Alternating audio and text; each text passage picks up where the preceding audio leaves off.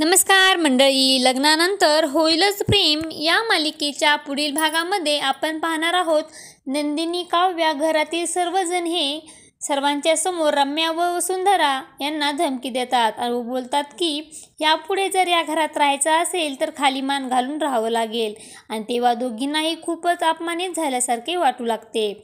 त्यानंतर आपण पाहतो बाबा हे वसुंधराने बांधलेली राखी काढून फेकून देतात आणि तेव्हा सर्वजण हे खूपच आनंदित झालेले असतात. तर वसुंधराला मात्र अतिशय राग आलेला असतो. वसुंधरा ती राखी हातामध्ये घेते आणि बोलते, या राखीची शपथ, तुमचा हा आनंद मी जास्त काळ टिकू नाही देणार.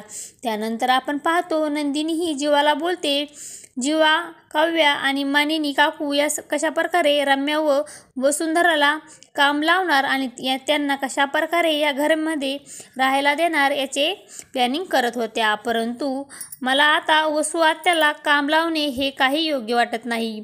तेव्हा जीवाला देखील नंदिनीचा राग येतो. नंदिनीला बोलतो, नंदिनी, तुम्ही हे काय बोलत आहात? ज्या महिलेने तुम्हाला मारण्याचा प्रयत्न केला, तुम्हाला किडनॅप केलं आणि तुम्हाला जेलमध्ये पाठवण्याचा देखील प्रयत्न केला, तिच्याविषयी तुम्ही आणखीन सहानुभूती मनामध्ये का ठेवत आहात? मला वाटते आता आईने व काव्याने मात्र खूपच मोठी शिक्षा केली पाहिजे. आता पुढे येणाऱ्या भागामध्ये काव्या, नंदिनी, मानिनी कशा प्रकारे रम्या व वसुंधराला शिक्षा करणार हे पाहणे अतिशय रंजक ठरणार आहे.